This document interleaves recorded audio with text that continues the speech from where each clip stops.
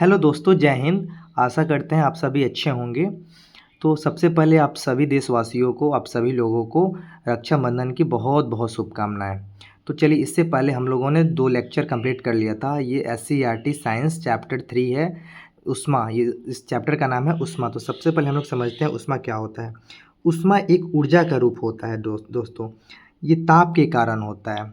हम लोग समझ गए ऊष्मा क्या होता है। ये एक ऊर्जा का ही रूप होता है, यानी एनर्जी का रूप होता है ऊष्मा। ऊष्मा का मतलब क्या होता है? हीट, गर्मी, अपनी आसान भाषा में बोले तो।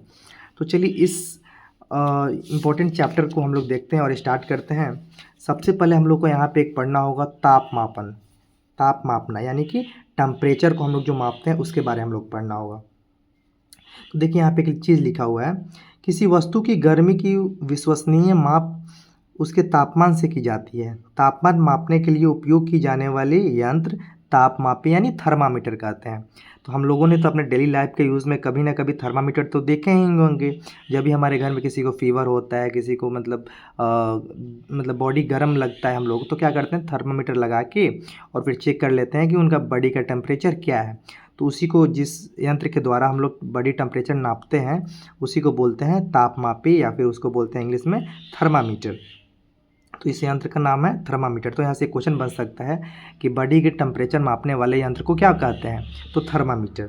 देखिए, अब ऐसे तो आप लोगों को लगेगा कि हम सब जानते हैं, लेकिन ये इंपॉर्टेंट है और इसमें भी अगर 4 ऑप्शन दे देना तो हम लोग थोड़ा सा कंफ्यूज हो जाएंगे। इसलिए डिटेल से आप लोग क्लास कीजिए। मैं ये प्रॉमिस कर रहा हूँ कि एक भी क्वेश्चन इस बीपीएससी टीआरई 4 में एक भी क्वेश्चन इस लेक्चर से बाहर नहीं जाएगा, जो हम लोग स्टार्ट किए हैं 6 to 10। अब देखिए, यहाँ पे लिखा है हमारे शरीर का तापमान डॉक्टरी थर्मामीटर से मापा जाता है। यानी कहने का मतलब है कि तापमान बहुत प्रकार के होते हैं। जैसे एक मतलब लैब में, लाइब्रेरी के लिए वो थर्मामीटर होता है जो हम लोग लैब में टेस्टिंग करते हैं। एक होता है हमारे बॉडी के लिए, मतलब बहुत प्रकार के वो थर्मामीटर होते हैं। तो यहाँ पे है जो डॉक्टरी थर्मामीटर होते हैं, उसी से हम लोग बॉडी टेम्परेचर को मापते हैं। इसमें क्या होता है, बुखार मापते हैं। ये मतलब लिखा है ना, घरों में भी बुखार मापने के लिए थर्मामीटर रखे जाते हैं। यह डॉक्टरी थर्मामीटर है, जिसका हम लोग यहाँ पे इमेज देख सकते हैं। आप लोग देखे भी होंगे, यूज़ भी किए होंगे। इसी का नाम है थर्मामीटर। अब चलिए, जो थर्मामीटर का ये वाला साइड है, लेफ़्ट साइड, इसमें मतलब ये जो बल्ब होता है, ये इसमें क्या भरा रहता है? तो इसमें पारा भरा रहता है। क्या भरा रहता है? पारा। तो क्वेश्चन आ जाएगा कि थर्मामीटर के बल्ब में कौन सी गैस या फिर कौन सी धातु, ऐसे कुछ भी वो दे सकता है, क्या भरा रहता है? तो हम लोग क्या भरेंगे? पारा भरा रहता है, जो ये इंपॉर्टेंट है और बहुत बार क्वेश्चन में ये आया हुआ है। अब चलिए, यहाँ से एक इम्पॉर्टेंट लाइन है। जो ये हम लोग का थर्मामीटर होता है, उसमें हम लोग जो बॉडी का टेम्परेचर मापते हैं, तो टेम्परेचर कैसे दिखाता है? मतलब उसमें 2 चीज़ें होती हैं। इसमें एक तो होता है सेंटीग्रेड, जो सी लिखा है इसका मतलब होता है सेंटीग्रेड, या फिर सेल्सियस बोल सकते हैं। या फिर एक यहाँ पे है फ़ारेनहाइट। फ़ारेनहाइट एफ मतलब जिसको बोलते हैं, इसको शॉर्ट फॉर्म में बोला जाता है एफ। इसका मतलब होता है फ़ारेनहाइट। ये 2 इकाइयाँ होती है जो स्केल में दिया रहता है। एक तो सी दिया हुआ है या फिर एफ दिया हुआ है, यानी सेल्सियस बोलें या फिर फ़ारेनहाइट बोलें, या तो सेल्सियस में देगा या फिर फ़ारेनहाइट में देगा। अब देखिए, डॉक्टरी थर्मामीटर में हम 35 डिग्री सेल्सियस से लेकर 42 डिग्री सेल्सियस तक, यानी अगर सेल्सियस में हम लोग मेज़र करेंगे तो 35 डिग्री से लेकर मतलब 42 डिग्री सेल्सियस तक ये क्या कर सकता है? माप सकता है। अगर हम लोगों का बॉडी का टेम्परेचर 35 डिग्री सेल्सियस से लेकर 42 डिग्री सेल्सियस तक है, तभी ये मतलब यूज़फुल है, तभी ये माप सकता है। अगर इससे ज़्यादा किसी का टेम्परेचर होता है तो ये मापने में असक्षम हो जाता है। अगर हम लोग फ़ारेनहाइट में नापें तो ये 94 यानी 94 डिग्री फ़ारेनहाइट से लेकर 108 डिग्री फ़ारेनहाइट तक माप सकते हैं। यानी कि हम लोग समझ गए, अगर फ़ारेनहाइट में नापें तो 94 डिग्री से लेकर 108 डिग्री, और अगर हम लोग सेल्सियस में मापें तो 35 डिग्री से लेकर 42 डिग्री तक। ठीक है। अब देखिए, जो हम लोग मनुष्य का जो टेम्परेचर नॉर्मली होता है, जिसको बोलते हैं कि हाँ एवरेज है, उसको बोलते हैं 98.6 समथिंग होता है, 98.6 मतलब डिग्री अगर फ़ारेनहाइट है, तो हम लोग समझ जाएंगे कि वो हमारा बॉडी का टेम्परेचर नॉर्मल है, यानी कि उसमें कोई दिक्कत वाली बात नहीं है। अब चलिए, यहाँ पे कुछ यूजेस दिया हुआ है कि थर्मामीटर का यूज़ हम लोग कैसे करेंगे, मतलब सावधानियाँ क्या क्या बरतनी है। तो ये बहुत ज़्यादा उपयोगी है नहीं, बस ये नॉर्मल दिया हुआ है।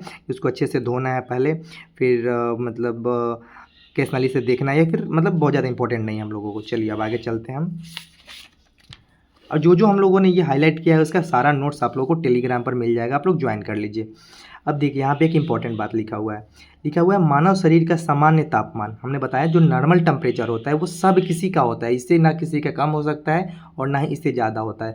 अगर कम हो गया तो भी नुकसानदायक है, अगर इससे ज़्यादा हो गया टेम्परेचर हम लोगों के बॉडी का तो भी प्रॉब्लम की बातें हैं। कितना होता है, अगर सेल्सियस में मापें तो 37 डिग्री सेल्सियस होता है। अगर इसको फ़ारेनहाइट में यानी एफ में मापें तो 98.6 फ़ारेनहाइट होता है। यानी कि दोनों में किसी रूप में टेम्परेचर को मापा जा सकता है, सेल्सियस में भी और फ़ारेनहाइट में भी। अब चलिए ये तो बस दिया है कि कैसे कैसे मापते हैं, अब उसमें ज़्यादा कुछ है नहीं। अब चलिए यहाँ पे एक इम्पॉर्टेंट लाइन दिया है, प्रयोगशाला तापमापी। मैंने फर्स्ट में ही बताया कि जो मतलब थर्मामीटर होते हैं वो दो प्रकार के होते हैं, बहुत प्रकार के होते हैं, मतलब मोस्टली हम लोग जो यूज़ करते हैं वो दो प्रकार के। देखिए अब हम लोग प्रयोगशाला में अगर जाएंगे, लैब जिसको बोलते हैं, उसमें एक थर्मामीटर आते हैं। अब देखिए यहाँ पे क्या लिखा है, क्या आप जानते हैं कि अन्य वस्तुओं की ताप हम किसी थर्मामीटर से मापेंगे? विभिन्न वस्तुओं की ताप मापने के लिए विभिन्न प्रकार के थर्मामीटर तापमापी का प्रयोग किया जाता है। प्रयोगशाला में ताप मापने के काम में लाए जाने वाले तापमापी का प्रयोगशाला थर्मामीटर यानी जिसको बोलते हैं लैब थर्मामीटर कहते हैं। अब देखिए हम लोगों ने ये समझा कि हमारे बॉडी का टेम्परेचर अगर मापना होगा तो वो हम लोग किससे माप सकते हैं, जो डॉक्टरी थर्मामीटर होता है। लेकिन सपोज़ अगर किसी और चीज़ का, सपोज़ अगर पानी का तापमान मापना हो, अगर मान लीजिए कोई आयरन है यानी लोहा है, अब कितना गर्म है उसका तापमान मापा हो, मतलब विभिन्न प्रकार के अगर वस्तुओं का तापमान टेम्परेचर मापना हो, मान लीजिए कि हमारे घर में मान लीजिए कि कोई बल्ब जल रहा है उसका टेम्परेचर कितना है, तो अगर किसी चीज़ का मापना है तो उसको लैब में हम लोग जाके माप सकते हैं, उसका नाम क्या है, लैब थर्मामीटर। अब देखिए जो हम लोग ने जो नॉर्मल थर्मामीटर पढ़ा जिससे हम लोग बॉडी का टेम्परेचर मापते हैं उसका तो पढ़ लिया ना। यहाँ पे देखिए यहाँ पे क्या लिखा हुआ है, यहाँ पे कितना लिखा हुआ है, मतलब 35 डिग्री से लेकर और 42 डिग्री सेंटीग्रेड तक ये माप सकता है, इसके कैपेसिटी इतना ही होता है। या फिर फ़ारेनहाइट में 94 से लेकर 108 फ़ारेनहाइट तक इसका मतलब कैपेसिटी इतना ही होता है, इससे ज़्यादा वो मेज़र नहीं कर सकता है। लेकिन वही अगर लैब यानी तापमापी के बारे में बात करें, वो जो टेम्परेचर होता है उसका पावर कितना होता है, तो देखिए यहाँ पर लिखा है, इस थर्मामीटर का परिसर यानी रेंज जिसको बोलते हैं वो -10 डिग्री सेंटीग्रेड से लेकर और 110 डिग्री सेंटीग्रेड तक के बीच में वो कैपेबल है, यानी वो मेज़र कर सकते हैं, यानी माप सकता है। यानी कि अगर मान लीजिए कि कोई वस्तु है कितना ठंड, मान लीजिए -10 डिग्री तक भी अगर वो ठंड है तो इस थर्मामीटर पे बता देगा कि हाँ वो -10 डिग्री है। अगर वो मतलब से उसका टेम्परेचर बढ़ के 110 डिग्री सेंटीग्रेड हो जाए तब भी वो मेज़र कर सकता है, यानी कि इसका कैपेसिटी जो है वो अधिक होता है, किसका, प्रयोगशाला तापमापी का। तो यहाँ से कैसे क्वेश्चन बन सकता है, यहाँ आप लिख देगा कि निम्नलिखित में से प्रयोगशाला तापमापी के विषय में कौन सा सही है। 4 ऑप्शन दे देगा, मान लीजिए -10 हटा के दे देगा, अगर -5 डिग्री सेंटीग्रेड से लेकर कुछ और दे देगा, तो ऐसे हम लोग कन्फ्यूज हो जाएंगे, इसलिए ये मोस्ट इंपॉर्टेंट है। हम लोगों ने इसको नोट्स में कंप्लीट करा लिया है। तो अगर आप लोग नोट्स लेना चाहते हैं तो टेलीग्राम पर जाकर फ्री ऑफ कॉस्ट नोट्स ले सकते हैं, 1 रुपया भी पेड नहीं है, पेड चार्जेस उसमें नहीं लगेगा। और ये जो भी देखिए सबसे पहले आप लोग वीडियो देख लीजिए, उसके बाद नोट्स पढ़िए। एक क्वेश्चन वादे के साथ कर सकते हैं हम, एक क्वेश्चन बाहर से नहीं आएगा, चाहे कोई एग्ज़ाम हो, बीपीएससी हो, कोई भी एग्ज़ाम हो, क्योंकि एनसीईआरटी और एससीईआरटी से ही क्वेश्चन बनते हैं। अब चलिए क्या होता है, ये बस यहाँ पे दिया हुआ है कि मतलब विधि दिया हुआ है, मतलब कि प्रोसेस की कैसे कैसे हम लोग मापते हैं, ये हम लोग के लिए इम्पोर्टेंट नहीं है, ठीक है।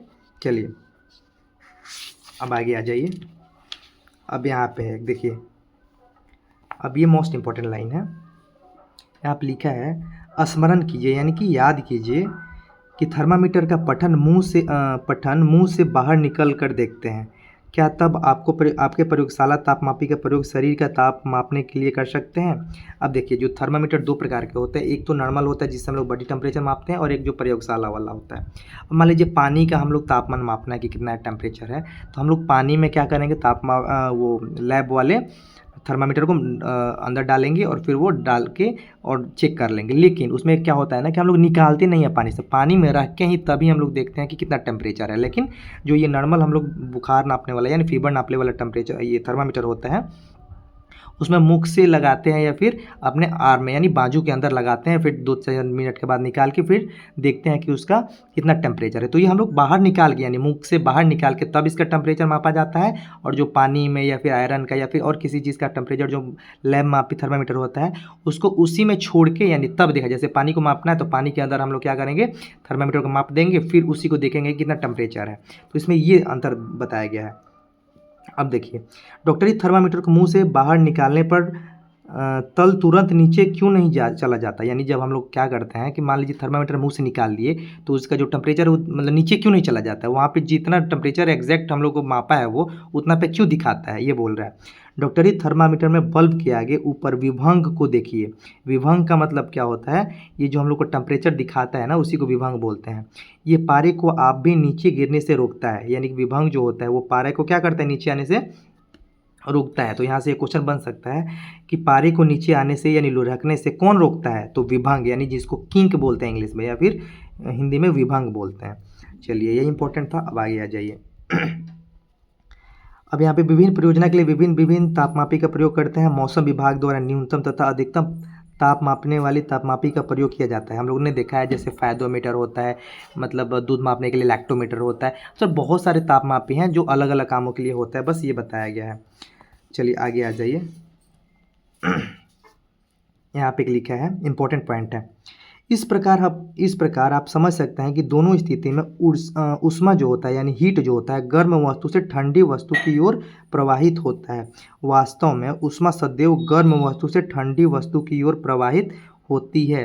तो चलिए एकदम 100% बात इसको याद रखना है, क्वेश्चन आ जाएगा यहाँ से कि जो हीट होती है यानी गर्मी जो होती है वो मतलब उसका क्या दिशा होता है, तो हमेशा वो क्या होता है, गर्म वस्तु से ठंडी वस्तु की ओर प्रवाहित होती है। सपोज़ कीजिए कि मान लीजिए कि आप खाना बना रहे हैं और जो कलछल होता है यानी जिससे हम लोग चलाते हैं खाना को, उसको थोड़ा देर चलाइए तो हम लोग टच तो किए रहेंगे टॉप पे यानी सब इधर सबसे लास्ट में, लेकिन वो भी धीरे धीरे क्या हो जाता है, हीट हो जाता है यानी गर्मी हो जा मतलब गर्म हो जाता है। वो क्यों होता है, तो गर्म चीज़ क्या करता है, वो गर्म जो होता है वो इसको जो गर्म होता है साइड वाले चीज़ को भी गर्म कर देता है। लेकिन यहाँ पे क्या बोल रहा है, वास्तव में ऊष्मा सदैव गर्म वस्तु से ठंडी वस्तु की ओर प्रवाहित होती है। लेकिन अब देखिए मान लीजिए कि आइसक्रीम है, आइसक्रीम हम लोग डंटा लगाए हुए देखते हैं, स्टिक जिसको बोलते हैं, तो क्या कभी ऐसा होता है कि वो स्टिक भी ठंडा हो जाता है अगर हम लोग उसके टच में नहीं करें, तो बिल्कुल नहीं होता है। तो ये बोल रहे हैं, एक लाइन याद रखना है कि ऊष्मा जो सदैव क्या होता है, गर्म वस्तु से ठंडी वस्तु की ओर प्रवाहित होती है। मोस्ट इंपॉर्टेंट याद रखना, हमेशा क्या होता है, जो गर्मी होती है ऊष्मा होता है वो गर्म वस्तु से हमेशा ठंडा की ओर प्रवाहित होता है। मतलब मान लीजिए वस्तु अपेक्षाकृत ठंडी है या गर्म, यह हम उस वस्तु के तापमान का तुलना से जान सकते हैं। अब देखिए अतः कह सकते हैं कि ऊष्मा जो हीट होता है उच्च तापमान वाली वस्तु से निम्न तापमान यानी टेम्परेचर वाली वस्तु में जाती है। यानी हमेशा अभी बताया हम लोग कि हाई टेम्परेचर से लो टेम्परेचर में जाती है। तो क्या समान तापमान वाली दो वस्तुओं में ऊष्मा स्थानांतरण नहीं होगा? ऊष्मा का स्थानांतरण किस प्रकार होगा ये समझते हैं। मान लीजिए कि कोई गर्म वस्तु है तो वो ठंडा में चला जाएगा। अगर मान लीजिए कोई दो गर्म वस्तु है, मान लीजिए कि लोहा भी एक साइड में गर्म है और इधर भी वाली लोहा गर्म है, या फिर गर्म इधर पानी है इधर गर्म लोहा है, अगर सेम टेम्परेचर उसका है तो क्या उसमें भी ऊष्मा का स्थानांतरण होता है? मान लीजिए अभी बताया हमने कि कलछल गर्म हो जाता है, तो किस माध्यम से गर्म हो जाता है, क्या उसका कारण होता है? तो ऊर्जा का स्थानांतरण होता है। क्या होता है? ऊर्जा का स्थानांतरण के कारण क्या होता है, अगर हम लोग एक जगह कुछ भी कलछल को चला रहे हैं तो दूसरे साइड गर्म हो जाता है, किसके कारण? ऊर्जा का स्थानांतरण के कारण। चलिए अब यहाँ पे आ जाइए। अब ये क्रियाकलाप दिया हुआ है ऊपर, तो वो ठीक है, हम लोग को ज़्यादा इंपॉर्टेंट है नहीं। यहाँ पे आ जाइए। वह प्रक्रम जिसमें ऊष्मा किसी वस्तु के गर्म सिरे से ठंडे सिरे की ओर स्थानांतरित होता है उसे क्या कहते हैं? चालन कहला जाता है। चालन यानी जैसे मैंने बताया, यहाँ पे एक देखिए प्रयोग दिया हुआ है। सपोज ये मोमबत्ती है, कैंडल है, और ये क्या है, मान लीजिए कि लोहे का या स्टील का एक छड़ है, ठीक है। अब इस साइड पे हम लोग क्या करते हैं, मान लीजिए कि कैंडल को जलाते हैं, इसको गर्म करते हैं, इस पोस्चर को, तो क्या होगा, धीरे धीरे धीरे धीरे धीरे धीरे धीरे यहाँ तक ये पूरा गर्म हो जाएगा। तो ये किसके कारण से होगा? ये होगा हमारा स्थानांतरण के कारण से। किसके कारण से? स्थानांतरण के कारण से। स्थानांतरण के कारण से। और यही जो स्थानांतरण के कारण से जो गर्म होगा उसी को क्या बोलते हैं? चालन। तो ये क्वेश्चन आ जाएगा कि वह प्रक्रम जिससे ऊष्मा किसी वस्तु को गर्म सिरे से ठंडे सिरे की ओर स्थानांतरित होता है उसे क्या कहते हैं? चालन कहते हैं। ठीक है, अब देखिए, और इसमें कुछ खास है नहीं, आ जाइए। दो पदार्थ अपने से होकर ऊष्मा को एक सिरे से दूसरे सिरे तक ले जाते हैं, उन्हें ऊष्मा का चालक कहते हैं। यानी कि जो भी हमारे ज़िंदगी में यानी हमारे जीवन में, जीवन काल में दो प्रकार की वस्तुएं होती है, एक तो चालक मिलते हैं और एक कुचालक। चालक का मतलब होता है जिससे ऊष्मा होकर प्रवाहित कर जाता है। जैसे हमने अभी देखा, एक स्टील यहाँ पे गर्म है तो फिर धीरे धीरे धीरे धीरे वो क्या करता है, इधर भी गर्म हो जाता है। तो किसके कारण होता है? किसके कारण होता है? अभी हम लोगों ने यहाँ पे पढ़ा है, स्थानांतरण के कारण होता है। ठीक है, उसी को क्या बोलते हैं? चालन। और यहाँ पे हम लोगों ने क्या पढ़ा है कि ऊष्मा का ये क्या होता है, उन्हें ऊष्मा का चालक कहते हैं। कौन? जो स्थानांतरण हो जाता है एक जगह से दूसरे जगह टेम्परेचर, उसको बोलते हैं ऊष्मा का चालक। तो देखिए, वस्तु दो प्रकार का, एक चालक और एक कुचालक। यानी कि एक जगह से दूसरी जगह पे वो नहीं जाए, जैसे लकड़ी हो गया, पेन हो गया, टेबल हो गया, उसका यहाँ पे गर्म कीजिएगा तो इधर गर्म नहीं होगा, तो उसको बोलते हैं ऊर्जा ऊष्मा का यानी हीट का कुचालक। ठीक है, अब चलिए यहाँ पे हम लोग देख लिए ऊष्मा का कुचालक। अब देखिए यहाँ पे एक इंपॉर्टेंट, बहुत ही ज़्यादा इंपॉर्टेंट है, जल तथा वायु ऊष्मा का कुचालक है। डायरेक्ट यहाँ से क्वेश्चन बन जाएगा। जो जल होता है ऊष्मा का कुचालक होता है या फिर चालक होता है। तो जल और वायु यानी एयर जो होता है और वाटर होता है, दोनों ऊष्मा का कुचालक होता है। तो ये इन दोनों पदार्थों में ऊष्मा का स्थानांतरण किस प्रकार होता है वो आगे देखते हैं। ये क्या होता है, उसमें क्या कुचालक होता है। लेकिन फिर भी अगर हम लोग पानी को गर्म करते हैं तो पानी मान लीजिए कि पूरा तो गर्म होता है। मान लीजिए इतना एक बाउल ले लें, इतना यानी कि कचोरा ले लें या फिर कुछ भी ले लें, इसको यहाँ पे पानी रख दें, गर्म करें तो पूरा पानी गर्म होगा ना। तो वो क्यों होता है? जबकि ये क्या है, उसमें क्या कुचालक है। तो आइए यहाँ पे देखते हैं ये किसके माध्यम से होता है। बस एक लाइन आपको याद रखना है, संवहन, ये वर्ड याद रखना है। यानी कि जो पानी होता है, हवा होता है, ये गर्म हो जाता है, ये किसके कारण? संवहन के कारण। ठीक है, अब देखिए यहाँ पे आइए, जब हम जल को गर्म करते हैं तो लौ के पास जल का गर्म हो जाता है। यानी कि यहाँ पे जल गर्म हो जाता है, गर्म जल ऊपर उठता है, और जो गर्म हो जाएगा तो जल कहाँ जाएगा? ऊपर उठेगा। ठीक है, क्यों उठेगा? क्योंकि वो उसमें का क्या है, कुचालक है। जब गर्म जल के आसपास की ठंडा जल उसका स्थान लेने के लिए आ जाती है, फिर वह जल क्या होता है, वह भी जल क्या होता है, गर्म होकर उठने लगता है। मान लीजिए इतना पानी है, सपोज इसमें इतना मान लीजिए पानी गर्म हुआ है अभी। ठीक है, अब ये क्या होगा, अब ये मान लीजिए खाली होकर क्या होगा, ऊपर चला जाएगा। तो इसको यहाँ पे जो खाली स्थान हो गया, इसको कवर करने के लिए जो ठंडी पानी है वो तो आएंगी, तो ऐसे ऊपर जाते रहेंगी और ठंडी पानी नीचे आते रहेंगी। तो इसके कारण से पूरा क्या होता है, गर्म हो जाता है। मतलब पानी जो होता है उसमें क्या कुचालक है, लेकिन वो संवहन के कारण, किसके कारण? संवहन के कारण उसमें स्थानांतरण होता है, लेकिन उसको क्या बोलते हैं, संवहन बोलते हैं। ठीक है, पानी का गर्म होना और हवा का ऊपर उठना, यानी हवा का गर्म होकर ऊपर उठना, और जल जो होता है यानी पानी होता है उसमें का क्या होता है, कुचालक होता है। और ये किसके कारण गर्म होते हैं? संवहन के कारण। ठीक है, क्योंकि वो कुचालक हैं। अब इस चैप्टर में कोई भी इंपॉर्टेंट लाइन नहीं है तो हम लोग छोड़ देते हैं। अब यहाँ पे एक इम्पॉर्टेंट चीज़ें हैं। अब देखिए यहाँ पे क्या होता है कि गर्मियों के दिन में मान लीजिए हम लोग समुद्र के किनारे हमारा घर है, तो क्या होता है कि दिन भर क्या होता है, गर्म टेम्परेचर रहता है। वो क्या करता है, अपने साथ वायु को क्या करता है, गर्म करता है। अभी हमने बताया कि वायु क्या होता है, मतलब कुचालक होता है। तो गर्म होगा तो उठ जाएगा, क्योंकि वो कुचालक होता है ऊष्मा का, हीट का। तो गर्म होकर क्या करेगा, आसमान में चला जाएगा। तो जो अपना स्थान खाली करेगा तो उसको भरने के लिए तो फिर ठंडा हवा आएगा। अब वो भी क्या होगा, गर्म होगा, फिर ऊपर चला जाएगा, फिर ठंडा आएगा। तो ऐसे प्रोसेस चलते रहता है। तो अब यही प्रोसेस को क्या बोलते हैं, यहाँ पे देखिए, समुद्र की ओर से आने वाली हवा को समुद्री समीर कहते हैं। अब ये इंपॉर्टेंट लाइन मिला हम लोग को कि जो भी समुद्र के साइड से हवा आता है उसको क्या बोलते हैं, समुद्री समीर। डायरेक्ट क्वेश्चन बन सकता है। और देखिए यहाँ पे एक और इम्पोर्टेंट है, और क्या होता है, इसलिए सुबह तक स्थल की ओर ठंडी, अब देखिए शाम जब हो जाता है तो क्या होता है, उसका प्रोसेस उल्टा हो जाता है। तो उसको क्या बोलते हैं, थल समीर कहलाती है। यानी कि अब इधर शाम को वापस चला जाएगा, जितना वायु इधर आया है फिर क्या होगा, वो चला जाएगा, क्योंकि उसमें उष्मा नहीं मिल रहा है, यानी हीट नहीं मिल रहा है। दिन में तो गर्मी सन का टेम्परेचर था, इसलिए वो गर्म होकर इधर आ रहा था, और वो शाम होते ही क्या चला गया, वापस चला जाएगा समुद्र की ओर। तो उसी को क्या बोलते हैं, थल समीर कहलाता है। अब चलिए लास्ट यहाँ पे एक इम्पॉर्टेंट है,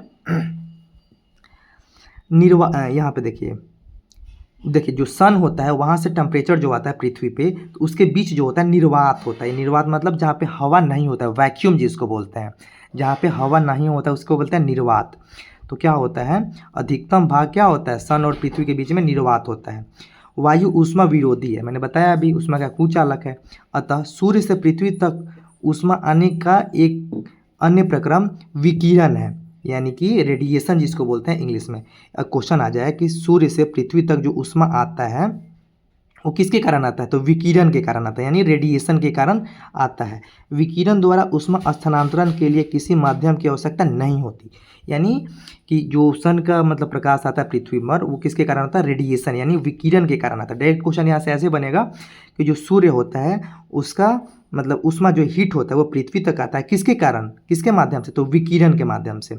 ऊष्मा का स्थानांतरण पृथ्वी तक होता है। स्थानांतरण मतलब क्या होता है, एक जगह से दूसरे जगह जाना, तो उसी को बोलते हैं विकिरण। मतलब विकिरण के माध्यम से क्या होता है, सूर्य का ऊर्जा पृथ्वी तक पहुंचता है।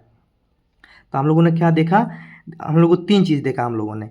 एक होता है मान लीजिए कि एक संवहन होता है। संवहन मतलब बता दिया कि पानी का गर्म होना, हवा का गर्म होकर ऊपर उठना, ये क्या होता है, संवहन के कारण होता है। अब यहाँ पे हम लोग पढ़ लिया रेडिएशन यानी विकिरण। विकिरण का मतलब ही होता है कि मान लीजिए कि सन जो है उसका प्रकाश क्या होता है, पृथ्वी तक आता है। तो जो पृथ्वी तक आता है किसके कारण आता है, स्थानांतरित होता है वो रेडिएशन के कारण। चलिए अब आगे देख लीजिए यहाँ पे। यह विकिरण प्रकाश के किरणों के रूप में होता है जिसको हम अपने आँखों से नहीं देख सकते हैं। ठीक है, जो सन से आता है पृथ्वी पर ऊर्जा उसको हम अपने आँखों से नहीं देख सकते हैं। यही विकिरण जब किसी वस्तु से टकराती है तो कुछ भाग वस्तु द्वारा अवशोषित कर लेती है, यानी कि जब सन का टेम्परेचर यानी कि हीट यानी ऊर्जा जब पृथ्वी पर आता है तो क्या होता है, कुछ भाग पृथ्वी क्या करती है, ऑब्जर्व कर ले, यानी जिस पे सूर्य का प्रकाश पड़ेगा वो थोड़ा सा अवशोषित कर लेती है, यानी अपने तरफ खींच लेती है। इसको बोलते हैं अवशोषित कर लेना। कुछ भाग परावर्तन हो जाता है। परावर्तन मतलब होता है लौट जाना, वापस चल जाना। जैसे सूर्य का प्रकाश आता है पृथ्वी पर टकराता है, कुछ भाग अवशोषित हो जाती है फिर वापस चला जाता है, तथा कुछ भाग क्या होता है, वही बोले ऊपर चला जाता है। अब देखिए यहाँ पे क्या होता है, ये बहुत ज़्यादा उपयोगी नहीं है। चलिए यहाँ पे आ जाइए। बस तो यहाँ पे हम लोग क्या हुआ, इसमें इंपॉर्टेंट इतना ही था, ये बस ऐसे दिया है हम लोग को समझने के लिए। हाँ एक और यहाँ पे इंपॉर्टेंट लाइन है, हम लोग देख सकते हैं यहाँ पे, सर्दियों तथा गर्मियों में हमारे पहनने का वस्त्र। अब हम लोग जैसे नॉर्मली क्या करते हैं कि गर्मियों के दिन में क्या पहनते हैं, क्या पहनते हैं, वाइट कपड़े पहनते हैं। ठीक है, हल्के रंग का वस्त्र पहनना पसंद करते हैं, सूती पसंद करते हैं। ऐसा क्यों होता है, गर्मियों के दिन में काले कपड़े, रंग बिरंगे कपड़े, ऐसे क्यों होता है, कारण क्या होता है, क्योंकि देखिए क्या होता है, यहाँ पे आइए। अब हम लोग अगर एक्सपेरिमेंट से देख लें तो दो चीज़ें होती है। सपोज़ कीजिए मान लीजिए दो कोई बाल्टी ले लीजिए, उसमें पानी डाल दीजिए और धूप में रख दीजिए। एक को क्या कीजिए, उजले कलर के कपड़े या फिर पन्नी से ढक दीजिए और एक को काले कलर के पन्नी से ढक दीजिए, मतलब उसको कवर कर दीजिए। 2 घंटे बाद आप जाएंगे अपना उंगली डाल के देखेंगे तो दोनों का टेम्परेचर क्या होगा, अलग अलग होगा। क्यों होता है ऐसा, क्योंकि मतलब जो वाइट कलर होता है वो क्या होता है, ऊष्मा का मतलब अवशोषित कर लेता है बहुत ज़्यादा, और गर्म वो क्या करता है, जो ब्लैक कलर होता है वो क्या करता है, ऊष्मा का मतलब विरोध करता है, अपने अपनी तरफ अवशोषित नहीं करता, वो रिफ्लेक्ट कर देता है यानी परावर्तन कर देता है। अब यहाँ से क्वेश्चन बन जाता है कि मान लीजिए कि गर्मियों के दिन में हम लोग क्या करते हैं कि एक मोटा सा कंबल लेके सोते हैं। उससे क्या होता है, उससे अच्छा है मोटा ना लेके 2 पतला पतला कंबल लेके अगर हम लोग सोएंगे तो उससे ज़्यादा हम लोग को ऊर्जा मिलेगा, यानी कि टेम्परेचर ज़्यादा मिलेगा, जिससे हम लोग को क्या होगा, गर्मी कम लगेगा। ऐसा क्यों होता है, क्योंकि 2 कंबल के बीच में जो जितने, मान लीजिए कि हम लोग एक कंबल ले लिए सपोज़ यहाँ पे, और ऊपर से एक और कंबल और लिए, तो दोनों के बीच में थोड़ा सा हवा रह जाता है गैप के बीच में। तो क्या होता है, जो एयर होता है वो दोनों के बीच में ढक जाता है, तो उसी एयर के कारण जो टेम्परेचर होता है वो बढ़ जाता है, जिससे हम लोग को क्या होता है, गर्मी लगने लगती है। तो ये मेन रीज़न होता है, और इसमें कुछ एक्स्ट्रा है नहीं। इस चैप्टर में बहुत छोटा चैप्टर था, इसको मैंने अच्छे से एक्सप्लेन किया है। तो सबसे पहले क्या है कि आप लोगों को सबसे पहले इस पूरा वीडियो को समझना है, और आप लोग चाहेंगे नहीं बस नोट्स लेके पढ़ लें, फिर थोड़ा सा अगर क्वेश्चन को अगर वो मतलब घुमा देगा क्वेश्चन तो फिर नहीं हो पाएगा, आप लोग नहीं कर पाएंगे। तो इसलिए पूरा वीडियो अच्छे से देखिए, और इसका सारा नोट्स मैंने रेडी कर लिया है। पहले इस वीडियो को देखिए, और अच्छा लगे तो please share, subscribe, like, comment please humble request है कर दीजिए अगर थोड़ा सा भी अच्छा लगा होगा तो। और मैं ये वादे के साथ कर सकता हूँ कि टीआरई 4 में इवन 1 से 2 क्वेश्चन छोड़ के मतलब 99% क्वेश्चन इसी हमारे लेक्चर से आएंगे, यानी 6 to 10 एनसीईआरटी और एससीईआरटी से। क्योंकि हम लोगों ने टियर 1 टियर 2 और 3 का सारा एनालिसिस कर चुका है, एक भी क्वेश्चन बाहर से नहीं आता है। अब देखिए आप लोग के लिए कितना हार्ड वर्क हम कर रहे हैं। ये देखिए आज हम लोग का SCERT साइंस क्लास 7 लेसन 2 हम लोगों ने इसका भी नोट्स कंप्लीट कर लिया, जिसका टेलीग्राम पे सेंड कर दी। ये है हम लोगों का SCERT science lesson class 7 lesson 3 उस्मा, इसका भी पूरा नोट्स हम लोगों ने कंप्लीट कर लिया और इसका क्या है नोट्स हम लोगों ने टेलीग्राम पे शाम को आप लोगों को मिल जाएगा, तो प्लीज़ ज्वाइन कर लीजिए। और थोड़ा सा भी अच्छा लगे तो प्लीज़ ट्रस्ट करके एक बार, छोटा चैनल है हम लोग का, बहुत ज़्यादा सब्सक्राइबर्स नहीं है, लेकिन ट्रस्ट करके आप लोग वीडियो देखिए, बहुत यूज़फुल होगा। चलिए जय हिंद।